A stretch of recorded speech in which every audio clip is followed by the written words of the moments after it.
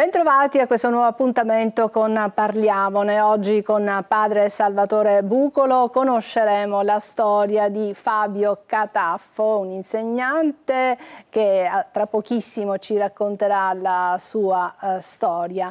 Ben trovato Fabio Cataffo, è un insegnante che da 2 anni si trova nella sedia a rotelle, ma ci racconterà lui tutto fra pochissimi istanti. Intanto andiamo con il video che ci introdurrà a questa nuova storia.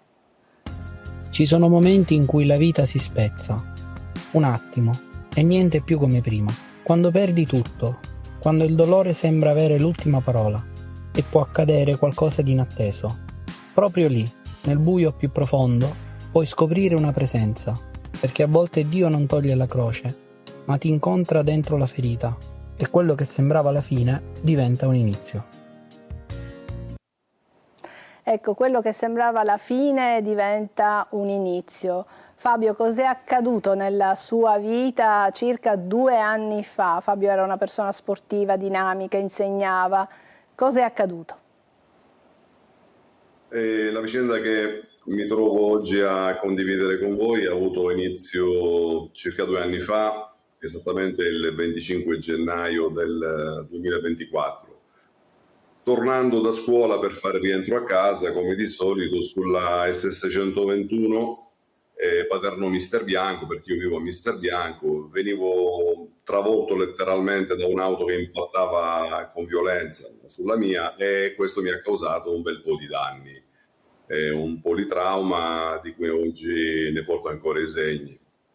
Al di là delle lesioni alla spalla, alla mano, quelle che poi sono state, diciamo, le più importanti hanno riguardato un importante versamento polmonare, il trauma cranico e purtroppo la lesione completa del midollo che per le fratture vertebrali ovviamente mi ha stravolto la vita, perché mi trovo a vivere non più in palestra con i miei alunni oppure al campo, perché facevo anche l'allenatore, no? Con i miei calciatori, ma su una sedia a rotelle che secondo quanto previsto dalla scienza medica non mi abbandonerà per il resto dei miei giorni. Sì, abbiamo anche delle foto con te che appunto sei uno sportivo con una squadra di calcio, con i tuoi ragazzi. Ecco, ma nel momento più brutto, più traumatico della tua vita, però ci raccontavi che hai scoperto la fede. Ti sei convertito, tu al telefono mi hai detto io ero un ateo incallito, però c'è stata un'esperienza che ti ha segnato ed è proprio quella dell'incidente, di questo importante trauma cranico e poi di tutte le lesioni che hai riportato e che ti hanno adesso ti costringono a stare su una sedia a rotelle. Ecco, stiamo vedendo anche questa immagine di te con, immagino, tuo figlio o comunque un ragazzo che era con te. Ecco, questa foto, cosa sei tu con? Con Federico è un amico che ho cresciuto letteralmente, che quando si è laureato mi ha onorato della sua tesi e abbiamo passato una giornata bellissima insieme. Ecco, ma raccontaci questo momento. Tu sei in ospedale, ti portano in ospedale, perdi subito i sensi, entri in coma e cosa ti è accaduto? Sì, in pratica poteva sembrare una storia parecchio triste, ma in effetti non lo è del tutto, perché in rianimazione appunto ancora in coma farmacologico, perché ero in uno stato, diciamo, di incoscienza profonda. Ho vissuto un'esperienza, direi a dir poco, di abbandono totale, perché niente, mi sentivo coricato, no? su una nuvola bianca che lentamente mi trascinava all'indietro e allo stesso tempo però avvertivo, ero solo in un box lì in ospedale, di non essere solo. Sentivo la presenza proprio di Gesù, della Madonna e di Padre Pio, ai quali io mi rivolgevo continuamente, li imploravo dicendo non abbandonatemi, Gesù non mi abbandonare. E quindi ricordo una sensazione di pace, di leggerezza che non avevo mai avuto prima. E appena i medici poi mi hanno svegliato, da lì in poi ha avuto inizio il mio cammino di fede e di conversione interiore. Ecco, Padre Salvo, ci sta raccontando Fabio questa sua esperienza. Non è il primo, non è l'unico che ci racconta di queste esperienze, diciamo, di persone che in coma appunto vivono questi stati. Ecco, ma il Signore si serve anche di questo? È una domanda abbastanza forte e molto non semplice da rispondere, no? Perché potrebbe anche interpretare come se quasi quasi il Signore, perché Fabio, in questo caso Fabio, si convertisse a Lui, si servisse di questa cosa pazzesca, no? Che ha anche un trauma, che ha anche una sofferenza, che ha anche un cambiare la vita di una persona, no? Per cui giustamente Fabio, come anch'io potrei dire, ok, ma non poteva avvenire la conversione in un altro modo? Giustamente, logicamente, perché? Perché servirsi di questo? Per questo io dico una risposta molto misteriosa. Dire che Dio si è servito di questo perché Fabio incontrarsi il Signore, io non riesco a dare risposta. Possiamo dire che era sempre nella sua vita presente, ma che lo ha percepito in quel momento. Ecco, ma che però che Fabio di questa situazione incredibilmente, in modo misterioso, ha sentito la sua presenza, non si è abbandonato, nel senso non ha ceduto, no? Perché poteva dire basta, la mia vita non ha senso, non riesco più a pensare la mia vita senza quell'autonomia che avevo. Quindi lui, alla luce di questa esperienza, ha capito che c'era qualcosa di grande. Ha capito che il Signore aveva un progetto straordinario e lo vediamo, ma io penso il volto di Fabio parla più delle parole. Sì, è una persona che sta in casa bloccata, che non ha più quella mobilità, che magari esce ma ha bisogno del sostegno, in questo caso penso scopre la bellezza da uno che lavora con le famiglie, la bellezza di una donna che si chiama Fina, le sta accanto, però è anche vero che lui sperimenta la forza dell'amore e questo è straordinario. Quindi lui ha incontrato Dio in questa sofferenza e in ogni caso, come dicevi poc'anzi tu, Dio è sempre presente, però lui se n'è accorto, lui ne ha fatto esperienza e questa sua debolezza diventa per lui un punto di forza ma anche un punto di testimonianza straordinaria, il motivo per cui lui si trova con noi a raccontare ma soprattutto a testimoniare che Dio è forte, che Dio è presente nella mia vita. Fabio, tu dici che ti sei convertito, diciamo, subito dopo questo intervento, questo incidente. Però mi hai mandato delle foto che ora noi mostriamo, sono le foto del tuo matrimonio, sono altre foto di te che sei al Santuario Madonna di Belpasso, La Roccia, dove appunto sono avvenute delle apparizioni. Ecco, era il giorno del tuo matrimonio, perché sono le foto di te, ecco, con tua moglie, e stiamo vedendo questo santuario di Belpasso dedicato al cuore immacolato di Maria, Regina della Pace. Ecco, quindi in fondo come mai siete andati lì? Era presente già nella vostra vita, forse tua moglie era più, come dire, più legata? Sì, esattamente. Ecco, Mia moglie Fina... qua sei tu in sedia a rotelle, sempre allo stesso santuario. Diciamo che qui già c'è stata la tua conversione piena, ma era come se un po' questo santuario, Mi aspettassi. la Madonna ti avesse portato lì. Eccola qua, un'altra foto di te in un altro santuario, questo è quello di Montpilieri. Ecco, spiegami un po' cosa è successo.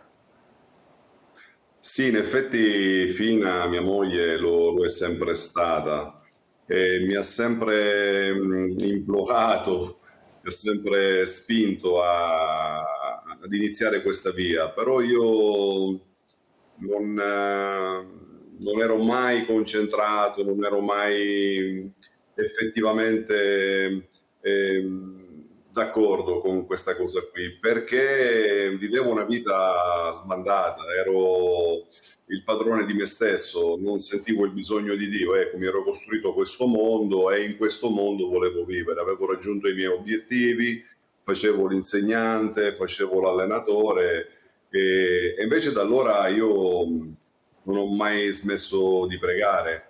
Oggi posso dire che la preghiera, oltre ad essere il mio cibo, come diceva Padre Pio, è il mio pane quotidiano, rappresenta una sorta di sostegno vitale. Cioè il mio corpo, che prima io allenavo, adesso soffocherebbe senza ossigeno, così come dico anche la mia anima soffocherebbe senza la preghiera, no? E prego ogni giorno con amore, con fede, questa è la cosa che mi colpisce di più, con il silenzio anche, con l'ascolto e soprattutto la perseveranza, perché in pratica lo faccio anche nei momenti in cui c'è quell'apparente assenza di risposte immediate, no? Perché io chiedo sempre anche a Gesù di rimettermi in piedi, no? E questo mi aiuta anche a coltivare la pazienza e la fiducia. È il respiro della mia anima, insomma.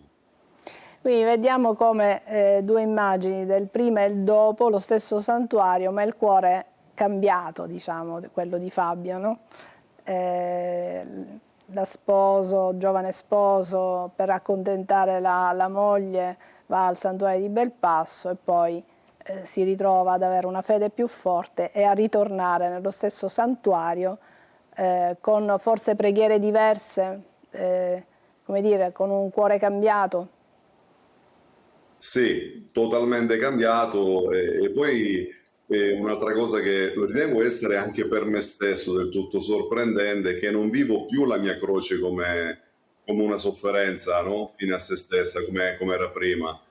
O peggio ancora come una sorta di sfortuna, no? Una condanna, una maledizione, insomma. L'avevo vissuta un po' così sta cosa prima e qualsiasi cosa andava male, che andava storto, lo vivevo così, no?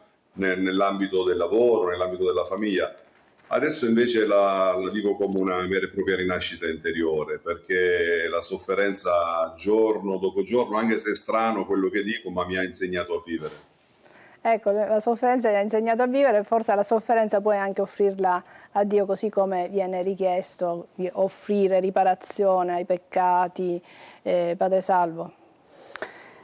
Sì, io credo che se Fabio parla con questa pace, perché probabilmente percepisce che Gesù Cristo partecipa della sua sofferenza, della sofferenza di Fabio, cioè anche perché io mi chiedo come può una persona da sola ad affrontare, a reagire in tal modo al punto che dice io adesso sto vivendo in modo nuovo, perché c'è la grazia di Cristo, no? Quindi è la presenza del Signore, il fatto che lui dice io non vado a pregare perché devo pregare, no? Tante volte nella Chiesa sentiamo una sorta di doverismo, moralismo, bisogna pregare, bisogna andare in chiesa, bisogna partecipare a messa.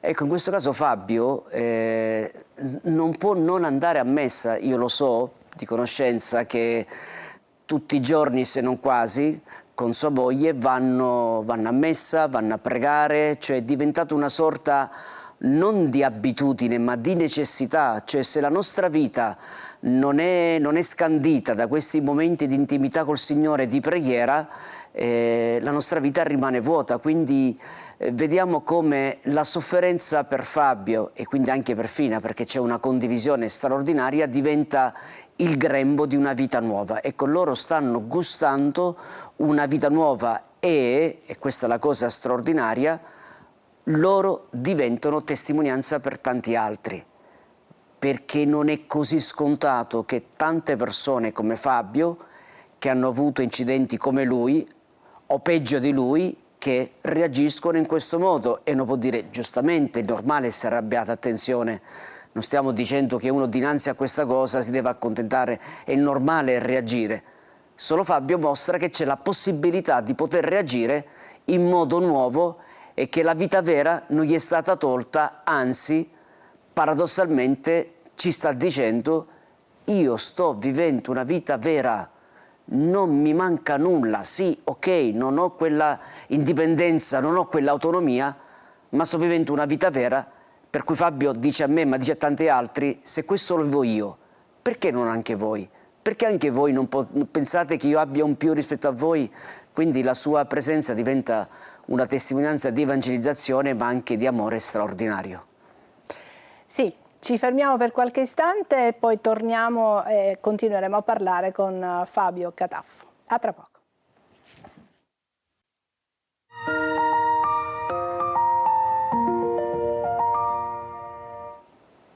La sofferenza mi ha insegnato a vivere, è una storia molto forte quella che vi stiamo raccontando con padre Salvatore Bucolo. Il nostro ospite è Fabio Cataffo, un insegnante che da 2 anni si ritrova sulla sedia a rotelle perché ha avuto un gravissimo incidente stradale che appunto lo costringe adesso a stare su una sedia a rotelle. Ma questo incidente così grave che lo inchioda a stare fermo, ad avere bisogno di altri per spostarsi, muoversi, per fare alcune attività, bene, questo incidente invece ha segnato il punto di svolta nella sua vita perché Fabio si è convertito, ha trovato la fede proprio mentre era in ospedale, era in coma, ha avuto un'esperienza particolare che gli ha fatto percepire l'amore di Dio, la presenza di Dio nella sua vita che c'è sempre stata, ma lui l'ha sperimentata proprio in quel momento, in quel letto di dolore,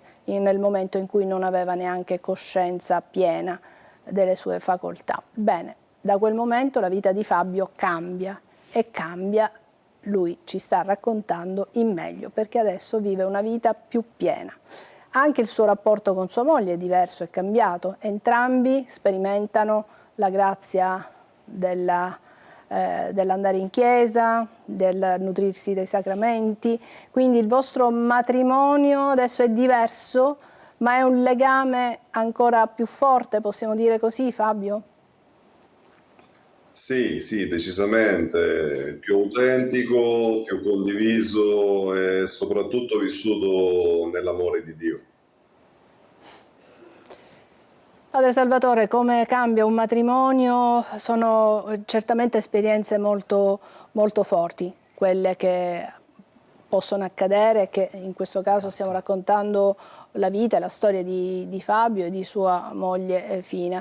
Abbiamo capito da alcune immagini che ci hanno mandato che lei forse aveva una fede un po' più, come dire, autentica, perché abbiamo visto le foto del matrimonio, perché il giorno del matrimonio, insomma, si è distratti da tante cose, no? Il fatto di andare in un santuario, lei ancora ha il mazzo di fiori in mano, quindi immagino abbiano donato questo mazzo alla Madonna. Certo. È segno chiaramente che questa donna Fina, magari il marito non tanto, Fabio ci sta raccontando così, esatto. che lei aveva questa fede. Forse la fede dell'uno può alimentare quella dell'altro, può essere da sostegno, da guida? Sì, sicuramente sì, sicuramente sì. Il Signore poi ha i suoi tempi, ha la sua creatività, ma tra l'altro se vediamo l'immagine, proprio dietro Fabio c'è l'immagine del matrimonio, con Fina, e poi c'è l'altra immagine per dire è una presenza forte in tutti i sensi, quindi sicuramente loro due vivono un'intimità e una vicinanza fisica ancora più forte, e se dovessi utilizzare un'immagine è come oro passato al crogiolo, perché è chiaro che questo matrimonio è attraversato da una sofferenza ed è giusto chiamarla col suo nome, no? Non vogliamo qua esorcizzare, c'è una sofferenza, c'è una situazione reale complicatissima, no? Perché giustamente so che la salute di Fabio è un continuo, c'è tutta un'assistenza continua, non stiamo qui a dire tutto è bello e facile, solo che questa sofferenza, anziché disumanizzare, perché a volte una sofferenza fisica può disumanizzare, o uso un termine più forte, accattivarci, in questo caso la sofferenza li rende più umani, ma anche più cristiani.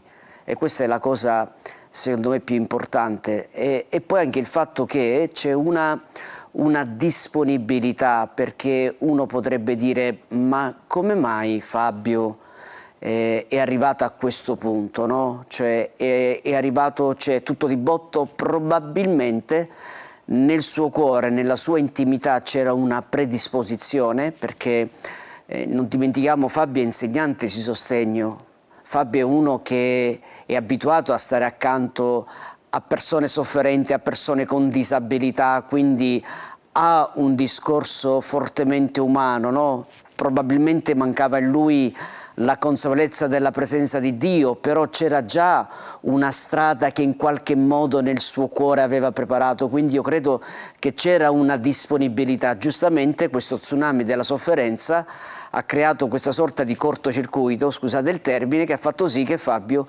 incontrasse il Signore, ma perché c'era nel cuor suo questo qualcosa che nel tempo aveva preparato, perché io so che anche Fabio non è un classico insegnante che fa solo con le ore, lui ha anche pubblicato dei testi, perché si pone giustamente come professore anche il ruolo di educatore, come un professore può stare accanto a ragazzi che vivono delle forti disabilità, e lui fortemente mette in discussione non la persona con questa disabilità, ma noi che tante volte non siamo così attenti a come metterci dinanzi ai disabili, che significa che il pre-Fabio non è un pre-cancellato, ma un pre-Fabio è una preparazione inconsapevole per lui che poi porta all'incontro col Signore.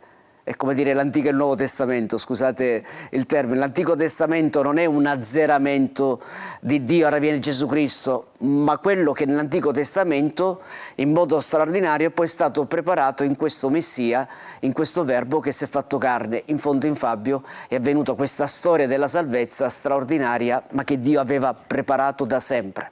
Sin dal giorno in cui, dico una cosa forte, lui era nelle viscere di sua madre, Dio aveva preparato questo incontro speciale. Un incontro speciale, ma anche quello con la moglie, perché immagino che Fina, la moglie di Fabio, esatto, e chiaramente avendo già lei una fede, perché stiamo dicendo che Fabio si è convertito o quantomeno ha percepito ancora di più la presenza di Dio nel momento della sofferenza, del dolore, dell'incidente, ma Fina già aveva iniziato il suo percorso di fede, per cui, esatto, perché se no ci poteva essere uno sbilanciamento. Lui in coma incontra Dio, la moglie rimane invece, che a volte può capitare, come dire, un passo indietro. Esatto. No? In questo caso, sì, in questo caso tutte e due si sono incontrati nell'unico Dio, che tra l'altro sicuramente questo amore alla preghiera è una preghiera che probabilmente Fina ha contagiato, perché immagino quanto Fina avrà pregato al momento dell'incidente che è successo per Fabio, no? Quindi quella preghiera, che era una preghiera per ridarmi Fabio, gliel'ha ridato sì, ma in modo del tutto nuovo, no? E qui il miracolo non solo della vita, ma anche della vita nuova, della conversione di un uomo nuovo. È vero che nel video iniziale si parla di un nuovo inizio, un nuovo Fabio, che non è che è stato cancellato quello di una volta, ma c'è una novità di cui oggi ne godiamo in questa puntata. Fabio, tu dici la sofferenza mi ha insegnato a vivere, quindi in che senso? Abbiamo capito con questa fede in Dio, quindi questa giornata scandita alla preghiera, anche dai momenti di silenzio, tu hai detto, ecco, insegnato a vivere, si può pensare a vivere così il quotidiano, no? Invece è un vivere che tu intendi in maniera molto più profonda. Ma sicuramente un'inversione di marcia, perché per 30 anni ho fatto l'insegnante, quindi non mi ponevo mai da alunno. Adesso la vita mi ha posto lì da alunno, e quello che sto studiando, diciamo, e che sto apprendendo sono la resilienza, l'accettazione, l'essenzialità, come dicevamo prima, e anche la piena consapevolezza, perché cerco di affrontare questa paraplegia provando a riorganizzare positivamente la mia vita. Cerco di adattarmi a tutte le difficoltà, anche quando vado in chiesa, no? Che piove, semplici cose che magari adesso per me sono grandi. E questo mi permette di trasformare ogni tipo di avversità in un'opportunità di crescita, anche perché è proprio dalle avversità che poi cerco di trarre insegnamento. E poi una cosa importante è anche l'accettazione, perché adesso io, grazie alla preghiera, accetto il dolore anziché evitarlo, no? Proprio ci passo dentro. Anche adesso che sto parlando ho i miei dolori neuropatici, e questo mi addestra quotidianamente a comprendere quali sono effettivamente i miei limiti. L'essenzialità, dicevo, no? Ho iniziato a distinguere quello che conta davvero, quello che è fondamentale nella vita, da ciò che è superfluo e che magari prima inseguivo, come dicevo prima, no?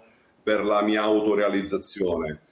E poi una cosa grande credo sia la consapevolezza, perché imparare a guardare in faccia la realtà di questa nuova mia vita mi insegna anche a guardarmi dentro. Guardarsi dentro. E mi piace concludere una frase che ha detto prima. Prima mi sentivo padrone di me stesso, ma questo credo che ce l'abbiamo tutti. Ora sento di avere il Signore della vita, che è Gesù Cristo, che cambia, in cui questo Signore non lo rende schiavo, ma lo rende libero, perché tante volte quando noi siamo padroni di noi stessi, alla fine sembra strano, ma siamo schiavi di noi stessi.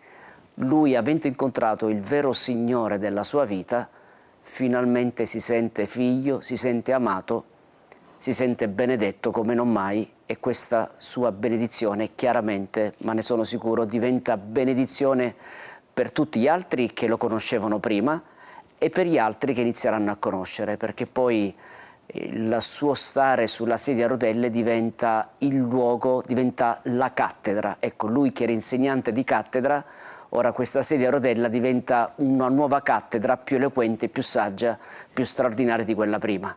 E sicuramente il Signore saprà come rendere questa cattedra un luogo di saggezza per tante persone che hanno bisogno di persone come Fabio, che ci fanno dono di questa parola con la P maiuscola. Grazie Padre Salvatore Bucolo, e salutiamo anche Fabio Cataffo. Grazie per aver condiviso con noi e con i nostri telespettatori questa esperienza di vita, questa esperienza di fede. Grazie ancora. E grazie anche a chi ci ha seguito fin qui. Alla prossima.